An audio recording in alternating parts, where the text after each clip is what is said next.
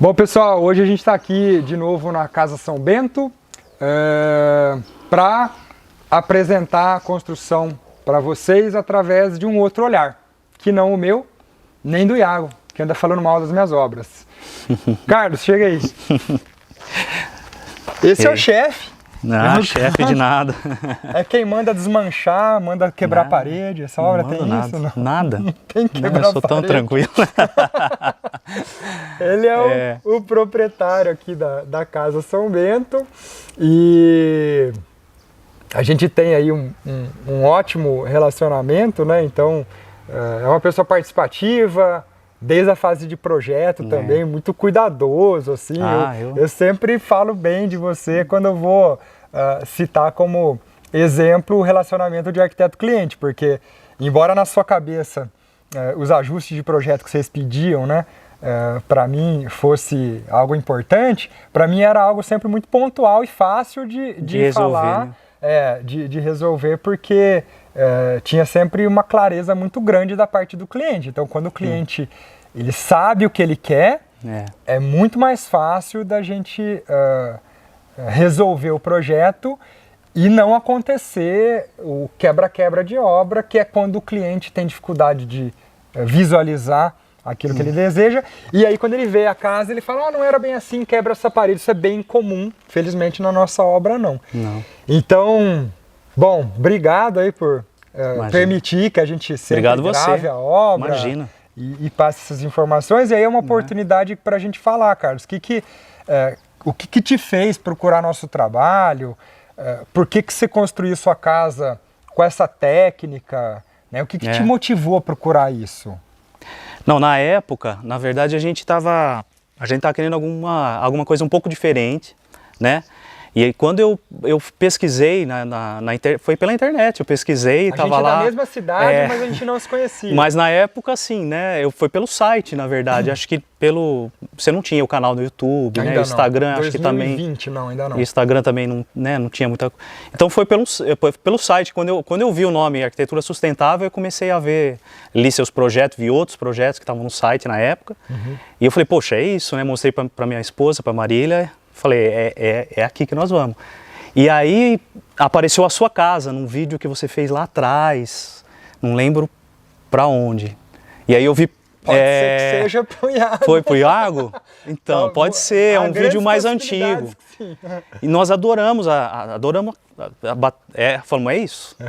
Eu e Marília falamos, é isso, minha esposa. Então, aí desenhei, cheguei lá com eu deixo com um desenho, e não ficou muito diferente. O Paulo, lógico, né, fez os ajustes que precisava, né, mas basicamente era isso que eu imaginava, que era, né, aqui, essa parte de integração. De integração, né, sempre quis, né, uma casa assim integrada, aqui embaixo, cozinha, a sala e...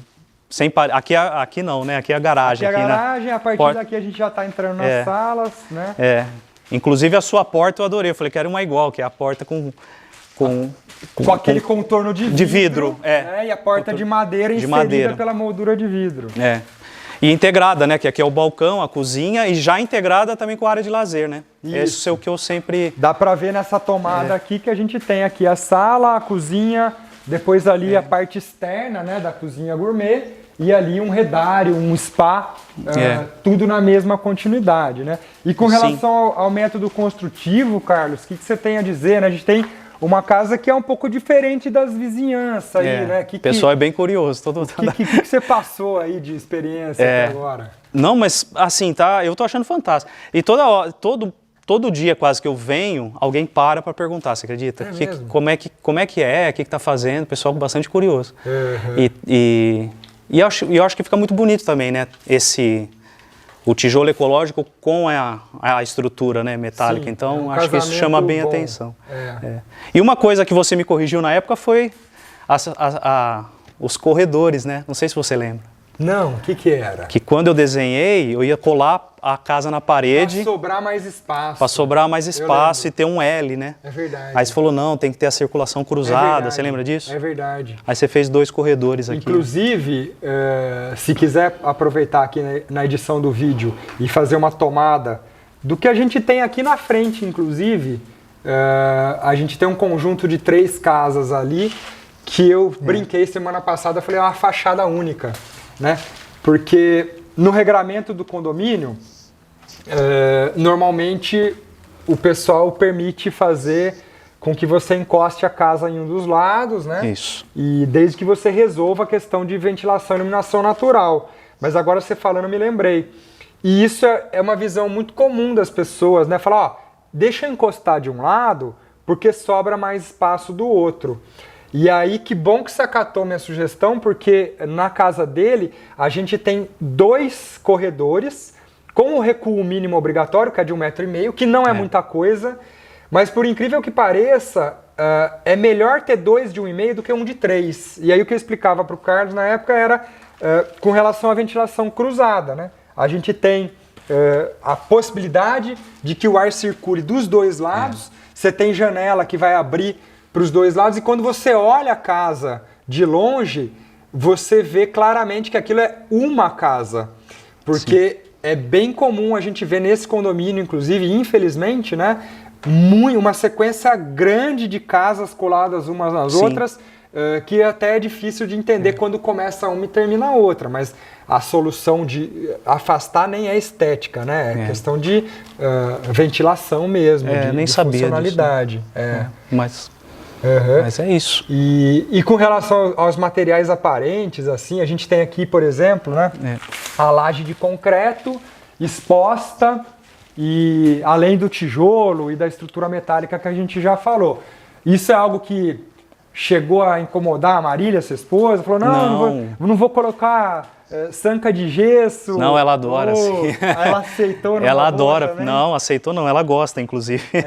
Ela gosta. Ninguém vai sentir falta de ir na loja. O pessoal da loja de piso lá fica me ligando toda hora. Falando assim, quando vocês vêm... Eu falei, puxa, acho que não vai ter revestimento naquela obra.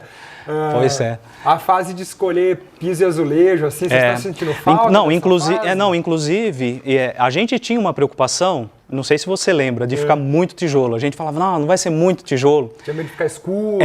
Escuro. Inclusive, em cima, né, que os quartos são pro quintal, né?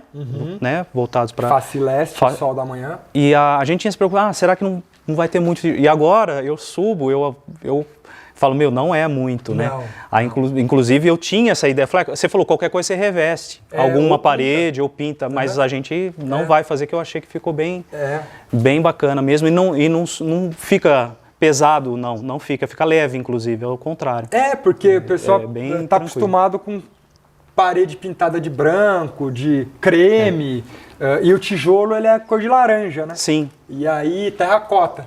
E aí você fala, poxa, mas... será que a casa não vai ficar escura se tiver só a parede dessa cor? Na verdade, e aí o Carlos está comprovando isso, né? Ela fica aconchegante, né? Sim. Porque é uma cor mais quente.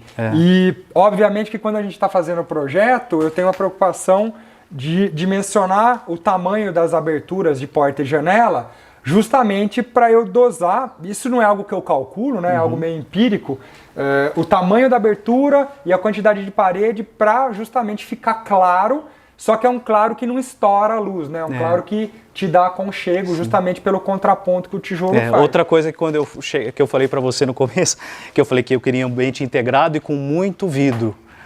E você adorou, você falou, então você está no lugar certo. E o vidro a gente tem que ter um cuidado para usar, né? Porque o vidro é por onde passa a luz, mas pode passar o sol. E aí a gente ter a luz do sol e sem o problema da insolação direta, não tem. Né? O projeto ele resolve isso. Então a gente tem a claridade e a insolação, ela está mais ou menos canalizada num lugar que vocês vão ver agora. Beleza. Vamos lá. Bom, então aqui a gente está no segundo pavimento da casa, e aí o que a gente estava falando lá embaixo é com relação à insolação. Ali a gente tem a varanda de 3 dormitórios, né? Então essa face é a face leste, onde o sol nasce, que é o sol mais adequado para despertar, né? Inclusive é aquilo que faz o ciclo circadiano funcionar melhor. Você despertar com a claridade do sol. E nessa face oposta aqui agora, que o Carlos já mandou fotos bem bonitas pra gente já, mais de uma vez, a gente tem ali uma montanha, um morro, e o sol ele começa a se pôr atrás daquela montanha, e esse lugar que eu tô aqui agora foi projetado para ser uma varanda. Então, a parte funcional de ter uma varanda para face oeste é justamente proteger os quartos dessa insolação que é mais agressiva do sol da tarde. E aí, o que você vai fazer aqui, Carlos? Final de tarde, você já andou pensando? Ah, não posso contar, né? Lugar para tomar banho de sol, vai botar uma espreguiçadeira. Vou tomar uma cerveja, né? Um vinho, alguma coisa aí, né? Tá convidando para isso? Vocês estão sempre convidados. Não, sempre tá bem-vindos. O lugar tá convidando para isso? Sempre. Ó, eu venho aqui agora na obra, eu venho aqui e fico aqui curtindo. Imagina quando morar, então. De fato, dá para ver ali, Iago, tem uma mata, né, uma área de preservação permanente logo ali no final do bairro, e aí de fato tem esse pôr do sol, né? Então é sempre um equilíbrio entre você curtir o entardecer, que é bonito mesmo, eu consigo imaginar você sentado aqui com a sua esposa, seus filhos aqui curtindo, mas esse mesmo sol ele pode fazer com que um dormitório, por exemplo, fique desconfortável ao longo do dia, porque ele recebe uma radiação muito grande do sol quando ele se põe.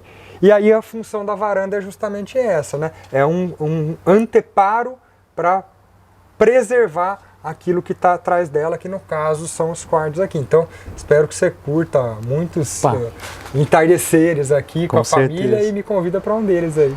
Convidado. Valeu, pessoal. Então, esse foi De Olho na Obra com o Carlos, que é o proprietário da obra aqui, e é sempre muito gratificante quando a gente tem essa oportunidade de mostrar, de ouvir também como é que é a experiência do cliente, né?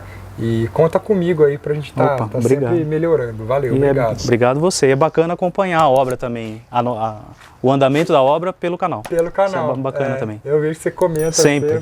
Pra gente é uma alegria. Valeu. Obrigado então, pessoal. Até um próximo. Valeu.